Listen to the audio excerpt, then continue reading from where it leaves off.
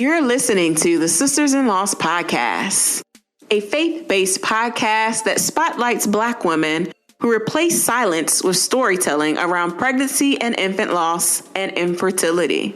Black women experience miscarriage and stillbirth 4 to 5 times more likely than white women, according to the NIH and CDC. Whether you've experienced a miscarriage, infant loss, stillbirth, are trying to conceive, or have an infertility diagnosis, you will learn about resources and strategies to heal, gain clarity, peace, hope, and find an empowering path forward after loss.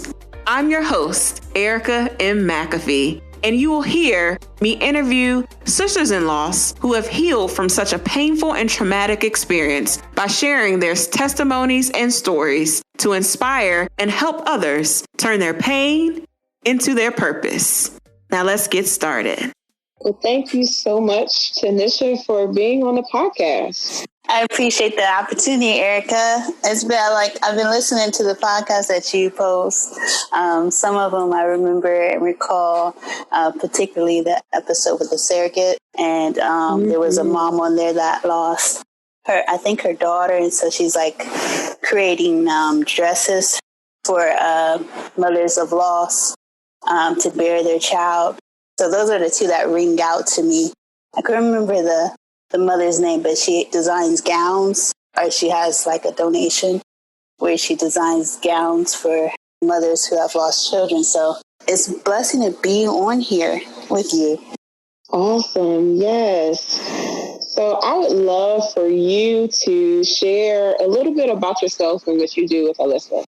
Okay, so a little bit about myself. I call myself a medical mom of NICU. That's what I've named myself on all my social media. And it's just because I am a mother of a miracle baby who has chronic kidney disease. And my pathway to motherhood hasn't been as smooth sailing as I thought it would be. But I thank God for allowing my son to be alive, because he, at 20 weeks, was told that we were told at 20 weeks that he would be a stillborn based on his birth defect called Lower Urinary Tract Obstruction. And that's basically just a blockage in the urinary tract in utero that affects the kidneys, lungs, and bladder. And so we end up having fetal care intervention out of state. We're originally from Arkansas. We had to go to Ohio. So long story short, I was in my master's program at the time that I was pregnant with Jaleel. And I was studying mass communications, and my professors, they were very gracious with allowing me to continue my program and have grace in the process of me being in Cincinnati. And later on, I turned my story with Jaleel into a quote unquote a ministry to give back and connect with NICU moms, courageous NICU moms. So primarily, I'm a stay-at-home mom. I care for my son 24/7 because he has different needs, like a G-tube feed, dialysis treatment every night, and mass medications and therapy. So that's a little bit about myself. I've been married for 4 years to my husband, and he's been through the ride with me. So I appreciate him as well. Awesome. And before we hit record, I mentioned that we're kindred spirits because we both have medically complex children, but I would love for you to take us all the way back on your journey to motherhood and share with us your loss story. So, Erica, the first pregnancy, I actually didn't know that I was miscarrying, actually. I just knew that I had missed my period because I'm pretty regular. And I was going to a job screening where I had to do a urinalysis. And I was bleeding more than I usually do for my menstrual. And it was about 8 weeks. My husband and I went to the OBGYN, and she asked me if I had any cramping or bleeding activity because she couldn't find a sac. And I said I was bleeding, but not really cramping. And she said, I can't find anything in your uterus right now. So most likely that was a miscarriage. That was my first time. And I think we were just in our first year of marriage. When that happened, yeah, we were just in our first year of marriage. I always thought motherhood was just something that happens, like a fairy tale. And it wasn't until that experience that I was like, wow, this can really happen. And the OBGYN explained to me that this is a normal thing, that there's nothing that I did wrong in particular. It's part of the process of being pregnant. And it's an unfortunate process at that. And so after that, a year later, I conceived again. I took a pregnancy test and I told my husband I had the positive, and he was very excited. But it didn't sink in that I was pregnant, Erica, until I went to my ultrasound at 8 weeks and saw that heartbeat. And Jaleel was ticking, I believe it was like 155, 160 beats per minute. And then from there, I was in love. And, but at 20 weeks, like I said in the beginning, my heart was broken again because, like I said, I found out my son had a rare diagnosis and his kidneys were very damaged. And they do an ultrasound, more detailed ultrasound anatomy scan at the 20 weeks. And the doctor explained that his diagnosis was so severe that it was putting not only damage on his kidneys, but also his lungs were very severely underdeveloped. And the likelihood of him living outside the womb was very slim to none. So imagine being 20 weeks pregnant and you hear this news. Your mind is in baby mode and nursery mode and baby shower mode. You hear this news and you're like, what? So I couldn't say anything. My husband had to be my mouthpiece, and he asked him for other options, because before we were given that Jaleel would be a stillborn, or he would live only a short amount of time outside the womb, or I could terminate the pregnancy. And my husband was like, no, there's got to be other ways. Like, there's got to be other specialty doctors. And that's when the doctor actually took some time to research and give us those opportunities to get referred medically out of state. And at the time, it was Houston that he recommended, Boston, and also Cincinnati and Philadelphia. And out of the four, I was gravitating towards Cincinnati because I'm originally from Columbus, Ohio. So I just felt like that was God already intervening on our behalf. And when I called them, they were just so heartwarming. And they told us that they would be willing to see us for some intervention if we were open to it. And so we left our home in Arkansas and drove down there to Cincinnati, Ohio within a week. And what they did, Erica, to kind of help Jaleel while he was inside of me, was to put some amniotic fluid in the sac so that he could have some type of fluid around him, because he had none at the time. And so they call it an amniocentesis. And I did 2 of those, and then eventually he had to have a shunt placed into his right kidney to help drain the amniotic fluid that was in his kidneys. And so they still didn't know whether or not this intervention would help save his life or not. And his lungs were still underdeveloped. And right when he was born, we had some steroid shots. So that's been my journey to motherhood in that way. After Jaleel was born, he needed a lot of intervention. But I want to pause there because it's a lot of information. I don't want to talk too much. No, go right into all of his NICU stay. You know, how long was he in the NICU? What are the interventions and things, the ups and downs that you went through while he was in the NICU? And then how has life been since he's been home, you know? Okay, so we were in Cincinnati for a couple of weeks when they did the fetal care intervention. Then we came back home. Everything was appearing to be fine for 2 months. We were in Arkansas, our home. And after that, I had to fly right back out to Cincinnati because the fluid was low again.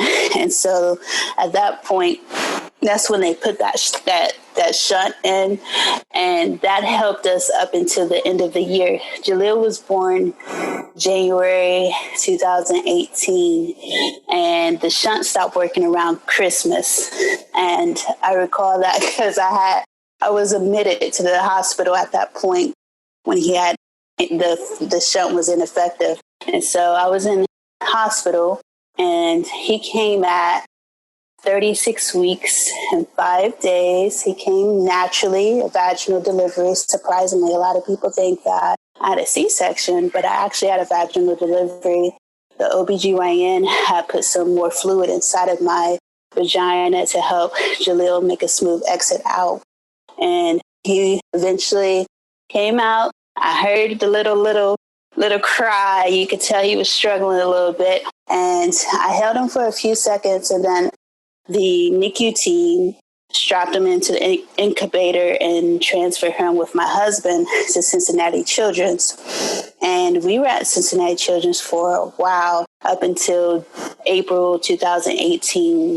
And Jaleel had a combination of about 8 surgeries, and a lot of them were catered towards the kidneys. Overall, he was doing okay with his lungs. He needed the oscillator and ventilator, and then nozzle cannula for a couple months. And then he was able to breathe room air. So most of the attention became more to his kidneys, and they had to put a couple dialysis catheters in him to help him with a kidney disease that he was having. And later on, after April, we were air transferred back to Arkansas Children's. Jaleel spent a couple more months there. He was discharged from the NICU in June. At that point, he had the G-tube to support his nutrition, and he had the peritoneal dialysis catheter placed in close to August. But his overall NICU stay was about 157 days, and we had 2 readmissions after the NICU stay. So we've been on a roller coaster. Like, I didn't get Jaleel home until he was close to 8 months old.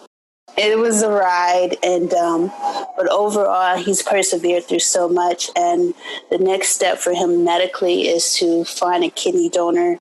He's 2 years old now. He's so full of joy. You can't tell he's been through any of this. And he's just given me so much hope, and also just gave me the meaning of life on a deeper level, because I didn't know how complex life is until I had him. So I'm just thankful for my miracle baby. And my goal right now is to be his advocate and also advocate for those who are new into the NICU journey and the special needs journey, because it is a journey, as you know, Erica. And so that's my passion, is to give back. Once I got my master's degree, I've been a stay-at-home mom. But I was like, what can I do? Because I've always been a purpose-driven person. And I was like, well, I could just advocate and share resources and hopefully connect with other moms on social media to share our story, resources, and advice. So here we are. Wow. So do you have respite care or home nursing that helps support you as well throughout the day with his care? In the beginning, when we transitioned home, there was a home health nurse that came weekly just to assess Jaleel, because he has monthly labs, because he has dialysis every night. They have to adjust his medications and so forth and make sure his treatment is going okay. So home care comes once a week, and he is seen by his specialty care doctors like the nephrologist and transplant team every month, just to make sure that he's in the right direction. As you know, and most of us know as medical moms, it's been a transition with COVID. A lot of the appointments have been telemedicine. We're just now getting to a place where some moms are willing to take their child to their appointments. And I just took that leap of faith to take Jaleel to his therapy last week and this week, because we've been home just to protect him because he is medically compromised. But most of the time, it is me doing most of the work, and my husband helps out, of course, once he gets off of work. He's just as familiar with Jaleel as I am. He can do dialysis, he can do G-tube feeds, connecting him, he can administer medicines. And so we both work as a couple to help our son thrive, and that's been a huge blessing, because I could imagine doing this all by myself. Yes, and you already know we are there. I'm like, girl, I could just give and hug you because I know exactly what that feels like. Being able to have a partner to support you through this journey and knows how to do all of the care, right? Mm-hmm. My son Maxwell also had a recent appointment at the hospital, and we did go ahead and make the decision to transport him and go. But it's still scary, right? It's still a fear of the unknown when it comes to this virus and what it could do for our babies who have respiratory issues and other issues, you know. Mm-hmm. So we're just keeping our hands and our hope and our prayers in God, and that He's going to work it all out, and that they do get a vaccine eventually that can help our babies and help everyone else out who is going through this. So I'm happy that you shared that. So at some point in time, you and your husband were like, we're ready to grow our family. So take us on that next part of your journey. Well, Erica, if I can be very honest with you, we never really had that conversation like, let's try. Like, me and my husband, we just enjoy each other, if that makes sense. And I'm not, like, I've been on birth control off and on. I've tried the natural way because I know sometimes the birth control can harm you even more. So I just told my husband, I'm just enjoying you. You're enjoying me. Whatever happens, happens. But the first couple of times were very damaging because I had miscarriages back to back after Jaleel. And it was after he was 1 year old. And the first one, I was educated even more because I had went to my OBGYN, and she was telling me, I think it was it had to be like around 11 weeks. And this was the first time I ever heard this term. But I was getting scanned, and she mentioned that she saw the sac, but the baby, of course, didn't have a heartbeat. And so she had explained to me that it was a miscarriage. And I was crushed because I was like, what is that? And then she was like, well, it's just your baby, something happened while the chromosomes were coming together and the process was happening. Something must have happened. And at that point, I'm like, what do I do? Because my body's thinking I'm pregnant, and I'm seeing the baby in the sac, no heartbeat. And so she told me that I could just allow it to pass naturally on its own. It may take a while, or I could opt for the pill. And I ended up taking the pill because I didn't want to carry a baby that wasn't, alive. And it was very painful because when I took that pill, she said I was going to have to come home instantly because it worked so quickly, and I was going to be bleeding a lot and passing tissue. And that was the instance that I discovered Sisters in Loss because I was so heartbroken, and I didn't know what to even address with my husband. I was just in so much pain, and I was looking at like miscarriage stories, and I just discovered Sisters in Loss. I'm like, what is this about? And I saw that you had a podcast and you were interviewing a lot of ladies that have been through the experience of loss. And what I loved about your platform is that it doesn't discriminate from the ones that lost a baby miscarriage-wise to the ones that have a stillborn, and to the ones that even once they're born, they unfortunately lose their child. So I appreciated your platform at the time. And I cried and sobbed the whole time that I was listening to the stories. And I think it was a sweet release for me. And listening to the ladies talk about it on Facebook, I felt like there was a community, of love, support, should I need it. And after that, once I went through that painful experience, I waited a couple of months and we tried again. And I was in a place where I wanted to sexually connect with my husband. We wasn't like pressured about a baby. We've never been that way. But when I did see the positive, I took the test and everything looked like green light. And it wasn't until I came home one day and I was sitting down and I was cramping a lot. And my husband was like, "Are you okay? Are you okay?" And then next thing I'm sitting down, thankfully I had some blankets. I always have blankets around. And my pants were soaked with blood.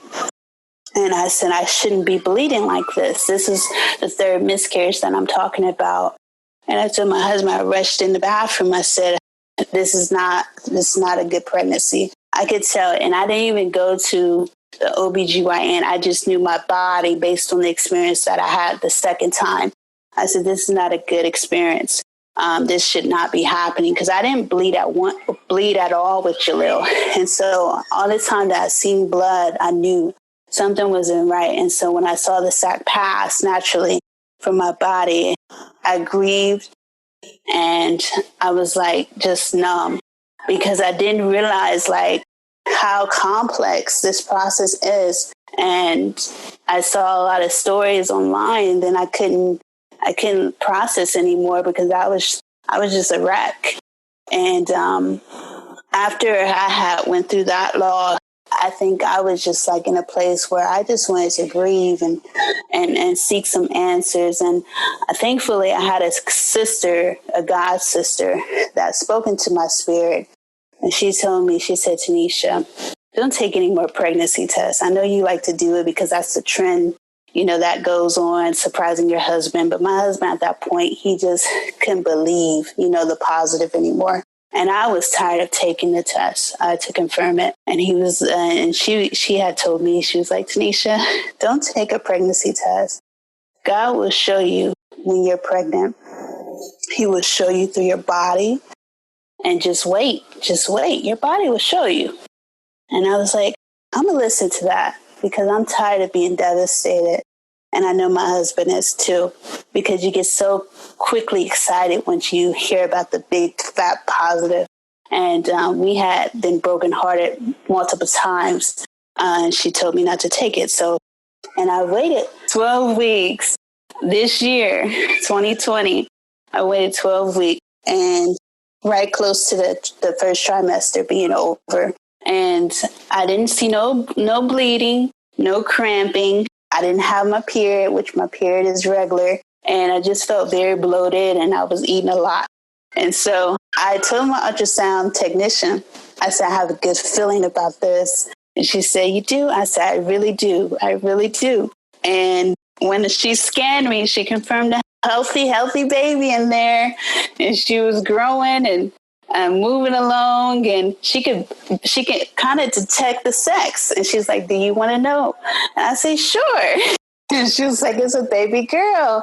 And I said, "Wow, this is just amazing." And she was ticking at 155. And I was just, from that moment on, I said, God restores what you thought you lost.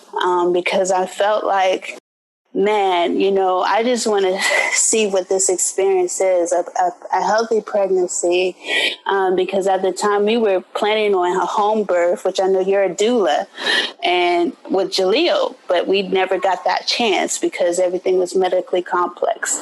So this time around, I am opening my heart back up to midwifery and having the child at home, a healthy baby girl. And 20 weeks, I just had my scan with her, and everything came back good. All the organs were growing well. And the ultrasound technician told me, she's like, "You're on the right track. You're on the right track. You don't have to come back no time soon." And she said, "Just rest, keep doing what you're doing." So I stand before you just thankful and full of love and hope, especially with 2020 being so traumatic, and so a lot of people's hearts are hurting. But to have a rainbow baby in this season is just knowing that God's covenant is still here and that God is still creating life. Even though there are lives being lost, unfortunately, God is still creating life. And I'm just so thankful every week that we go through this experience to say that my baby girl's growing, and I'm 21 weeks now. So it's beautiful. Yes, it's amazing. And I love that you are considering a home birth. That is so beautiful. Yeah. I'm excited for you. And obviously, I'm sure you're looking up doulas and midwives in your area so that they can support you through that. But I'm excited to just watch this baby girl be born at home in the comfort of your place, and then being surrounded by her big brother, you know? Yes. It'll be amazing. I'm excited about that. So I would love for you to share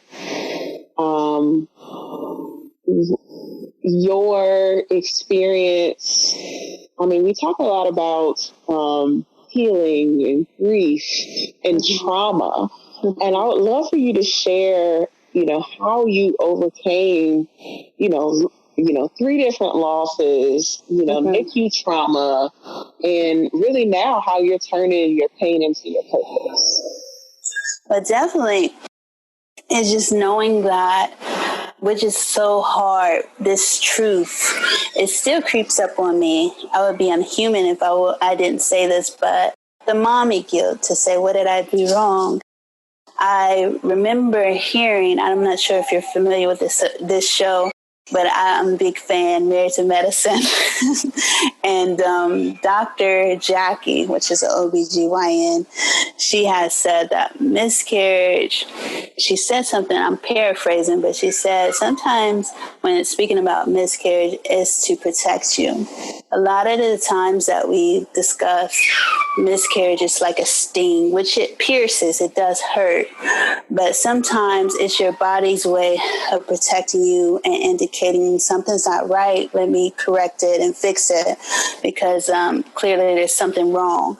And a lot of times we carry that weight as mothers, wondering what we did to make this happen. And never did my husband point at me, and never did I point at him, but I just felt like I was carrying most of the burden, because, you know, I'm like, what's going on? But it wasn't until I heard her say, like, miscarriage is a way of protecting you, and it's also part of the process. I heard that too when I was listening to Kobe Bryant's Moose documentary, bless his heart, that he just transitioned this year.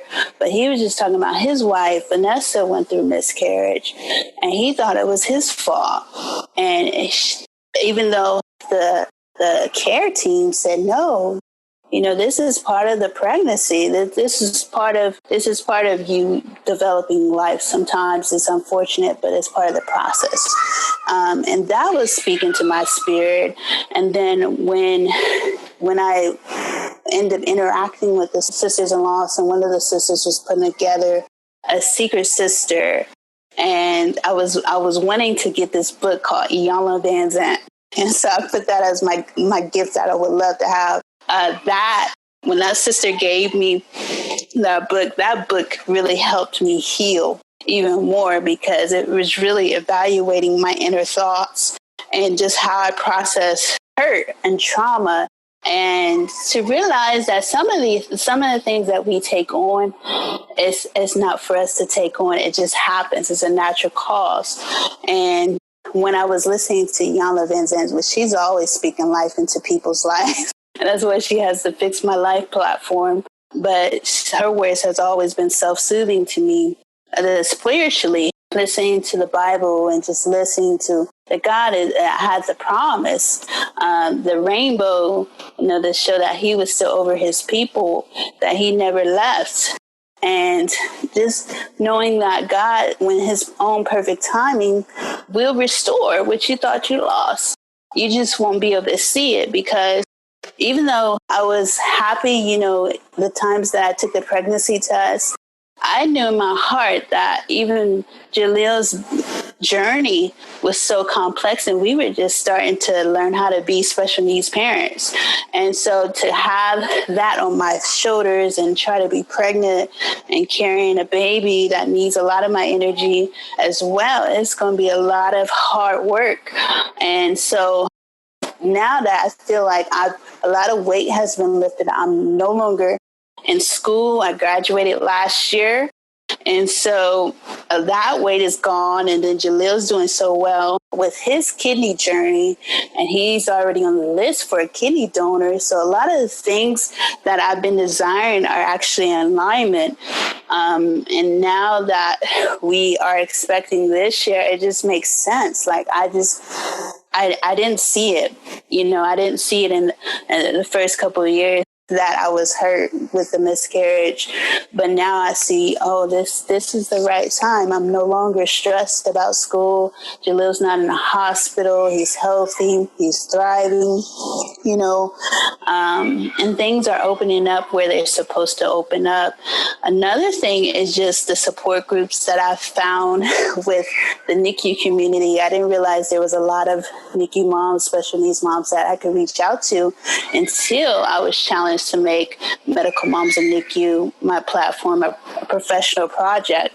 And by reaching out to moms on Instagram, man, I listened to their stories, and their stories are so rich. It made me not feel so heavy because I felt like we could carry the load together. And so finding those communities have always been a healing process for me, because when you isolate yourself, it makes more damage. And so for anyone who's listening, I would just say reach out, be open to the resources that are there, because they're out there. You just have to have an open heart to seek it. And so those are my tips of advice on how I overcame a lot of the trauma with Jaleel, finding the community, finding your community to heal from the miscarriages that I've experienced, and just God, and just looking at spiritual teachers like Ian Van Sant, and really just owning that I did nothing wrong. Sometimes you have to say that over and over again for yourself to believe it, that I didn't do anything wrong. Multiple times the OBGYN reassured me that. And so I had to believe it for myself. And so once I believed it, I think my womb was like, okay, you release that pressure, that weight that you've been carrying for months. And the natural process could occur for us to have a new addition this year. So I'm just thankful. I'm thankful for the testimony and the test. Even though it was a struggle in the beginning, I understand it now better now than ever before. So yes, thankful for the test and the testimony. I love that. I would love for you to share some encouraging words. As you know, we are in a time of uncertainty. We have protests and riots and, police brutality going on. Mm-hmm. But also, we're in the midst of a pandemic with COVID-19. A lot of women are pregnant like yourself after a loss. Mm-hmm. They may have had fertility treatments put on hold or paused or canceled. Mm-hmm. So we're all kind of living in this time of uncertainty. What encouraging words can you leave with our listeners during this time of uncertainty? I would say definitely feel what you feel. Your emotions are valid, whether it be sorrow, whether it be anger, whether it be frustration, anxiety. Feel everything. Don't allow anyone to remove your feelings. From a spiritual standpoint, a lot of the times, even when it comes to the police brutality issues, a lot of times we mask our hurt and anger, and we don't address it. We don't address the trauma. So I would just say, be real with yourself. Don't allow anyone to dictate how you should process the information that is going on this year. But also be careful not to consume it heavily on a regular basis. By me being pregnant, I've been very intentional about the time that I spend on social media. I haven't commented on a lot of the incidents with police brutality because I'm mindful of the energy that my baby girl is feeling, and I can't take in a lot of information. So those who are expecting right now, take it easy. Listen to positive affirmations. Listen to soothing music.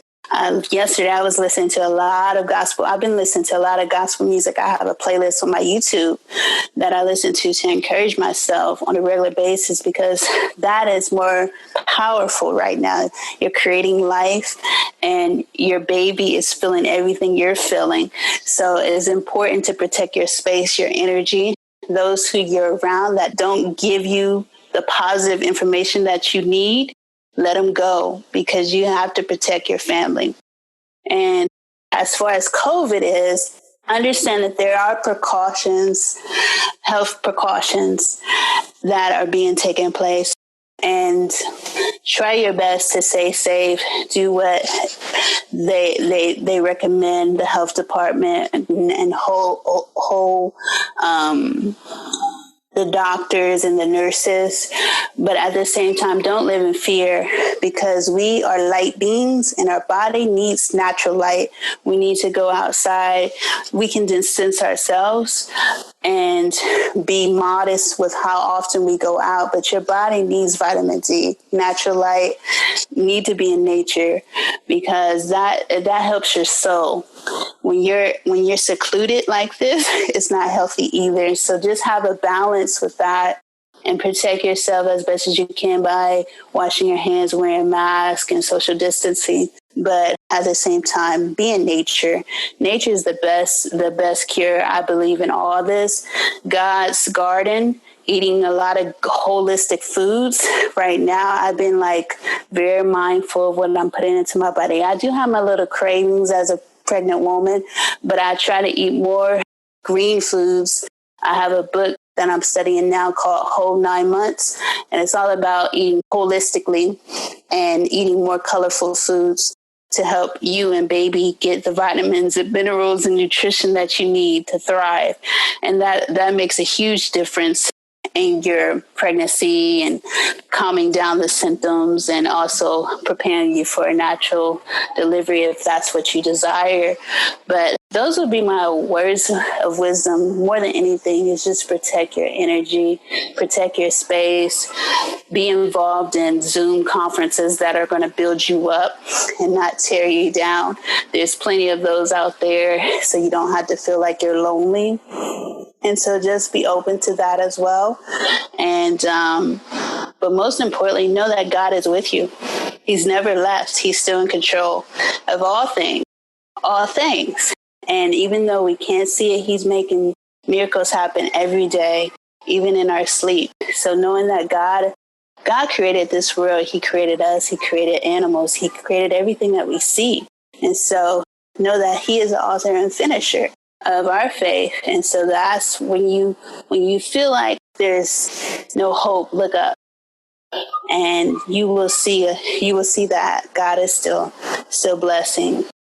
And that's all I would like to say to all those who are listening, and just know that God is with you and trust the timing, because a lot of times we put plans in play and we want to say, God, I want this to happen for me.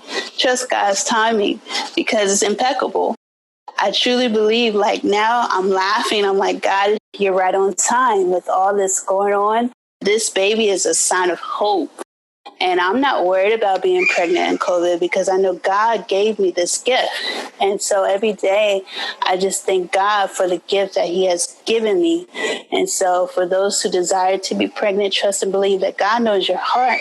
Cry out to him in your darkest hours and he will give you what you need in that due time. Just have to be patient and trust the process, which is hard for a lot of us to do, but it's worth it in the end. So that's what I would say.